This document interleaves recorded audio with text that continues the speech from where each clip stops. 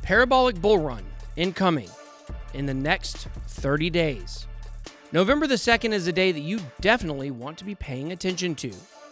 We have evidence to suggest that in the 28 days following this date, the price of Bitcoin will hit hyperdrive and kick up the thrusters on its moon trip. Find out why this date is so important and why history suggests giant green candles are going to start sprouting up faster than those weeds in your front yard.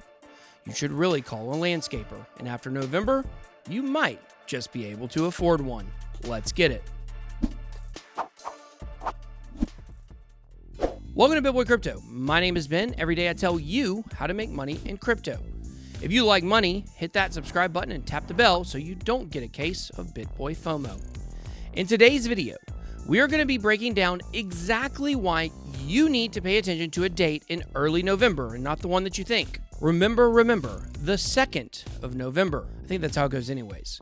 But this date is vitally important. We have historical proof that the 28 to 35 days after Monday, November 2nd, we'll see several green candles on the weekly consecutively that can push the price of Bitcoin up to somewhere between $12,000 and $15,000. And I think at this point, we would all take that. Those numbers are based on the current price of Bitcoin. But even if the price were to go below $10,000 before that date, the month of November should still push us above $12,000 at the minimum. So the question is, why? Why is the first Monday in November such a significant date? Let's just say it's the calm before the storm. You see, the first Monday in November every 4 years dictates the date of the United States presidential election. I had to look this up because I had always heard Election Day was the first Tuesday of the month, but that actually is not technically true.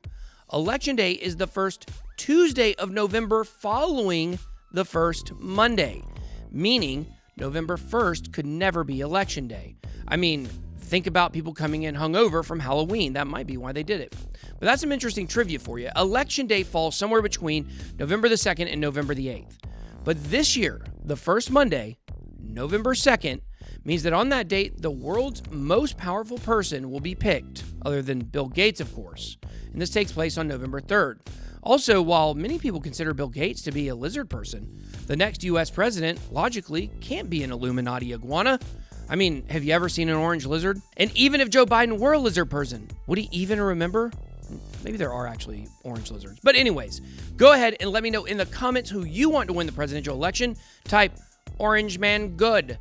If you are a MAGA supporter, type in the other guy if you like creepy Uncle Joe. He might smell your hair. But back to the matter at hand, this election will have a profound impact on the price of Bitcoin. How do we know that? Well, because it always has. But here's the thing. We keep looking at historical Bitcoin charts and halving cycles. It's important to remember here that the U.S. presidential election is the only event of its kind in the world that affects markets this drastically. Most other things that affect markets are surprise events like a bad jobs report, a war, or a natural disaster. The U.S. presidential election is scheduled. We know when it is, technically, hundreds of years in advance of those dates. Of course, if we're still here hundreds of years from now, let's hope there's no solar flares. So while we can compare the fourth month following the halving cycles because that is a flexible date on the calendar, the election is the one event that is static, affecting markets during every single cycle. Could it be that this event actually could supersede the halving cycle? According to the historical Bitcoin chart, we should hit all-time highs in December of this year. We should also have a big crash in early November, but could the election throw that off in one direction or the other? This is why it is important to understand where the halving is in respect to the election date. Funny thing about that is since Bitcoin halvings are based on 210,000 blocks and hash rate, that means it's not based on a calendar like many people believe. We've seen these cycles last closer to 3 years and 10 months than hitting 4 years on the head. So what's the significance there, you may be wondering? To this point in Bitcoin's lifespan, the presidential election and Bitcoin halving have always occurred during the same year. In the future, that won't be the case. In about 3 cycles from now, the Bitcoin halving date could actually occur during the year previous to presidential elections. This would mean that the presidential election would eventually take place at the peak of a bull market many years in the future, if that is such a thing.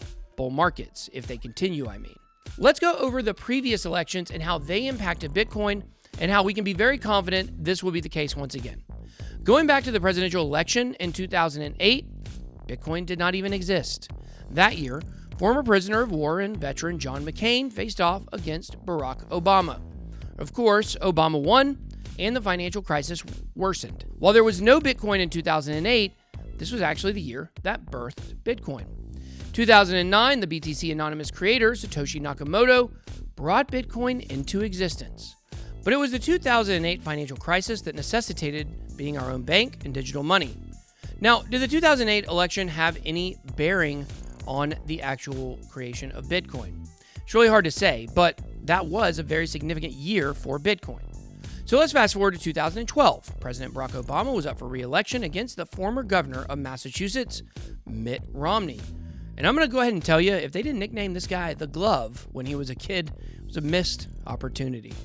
The story of this election was that it basically came down to a huge mistake that Mitt Romney made at a closed-door fundraising banquet where he claimed that 47% of Americans play the victim card and are totally dependent on the government, with Democrats and Republicans basically split down the middle 50-50 with some independents sprinkled in. This 47% comment ultimately doomed Romney and his election hopes against President Barack Obama, and he won re-election. This is extremely important for our analysis, as our current president is also facing re-election. So let's check out the price of Bitcoin during this time. The election was held on Tuesday, November the 6th, 2012. The price of Bitcoin on the Monday before the election, November the 5th, was sitting at $10.13. Over the next 28 days, the price of Bitcoin would see 5 consecutive green candles on the weekly, raising the price all the way up to $13.59. Crazy. Basically, a $3 move back then was moon time. This represented almost a 35% increase for Bitcoin. Wow. Out of all of the Bitcoin cycles, though, this was the only cycle that occurred following the election, not before. Now, you can see in the picture here where the halving pump kicked it up after the election.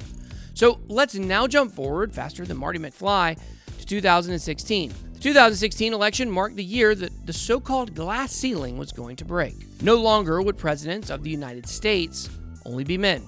The preordained candidate Hillary Clinton surely would do it and win. Then challenger Donald Trump had virtually no chance, according to everyone not named Kellyanne Conway. But we all know the impossible happened on Election Day. 4 months following the halving, November 8th, 2016, and Orange Man Bad became a thing, which works pretty good for orange coin bad jokes. The tears and screams of libs could be heard from miles away. So what happened to Bitcoin following the election? Well, despite a change in leadership, still pumped, which is good news for the Bit Squad, as we love to get money. On the day before the election in 2016, the price of Bitcoin was $678.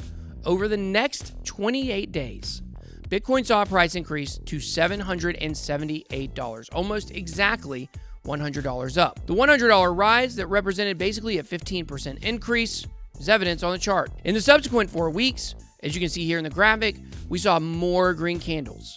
That election saw 7 consecutive green weekly candles. The surprise election win did not cause a pump as much as the first one. Bitcoin has proven over Trump's presidency that it pretty much likes him. But even more so, it likes stability in leadership and geopolitics. Political change is usually unwelcome by Bitcoin. So that brings us to today. What can we expect on November the 3rd, 2020? Well, truth is, by then, you'd have missed the best entry point, as history has shown the price of Bitcoin actually starts rising the day before the election. So we have 2 choices here: a re-election of Donald Trump or a new president, Joe Biden. However, the betting odds have placed Joe Biden as a slight favorite in this election. Now, I would say I would put way more stock into the betting odds than the polls. They're pretty much rigged. Everyone knows that. But drop me a comment about whether or not you think we should trust polls in America. My vote is no. I pay no attention to them. But the polls have Biden as a big favorite. For this reason, we've seen the markets hedge their bets against a Biden win. Stock market obviously would prefer a Trump win. Stonks. The truth is, this election will be close. It's hard to determine the outcome at this point. I've already made clear who I think will win in previous videos for different reasons. But for Bitcoin, a Trump win means stability and leadership. We know what we're getting, no surprises. A Biden win means uncertainty. And for Bitcoin, that is not what we want to see. Either way, we will certainly see a huge impact on the price of Bitcoin due to the election. And history shows it's most likely going to coincide with some juicy green candles. Yum. That's all I got. Be blessed. BitBoy out.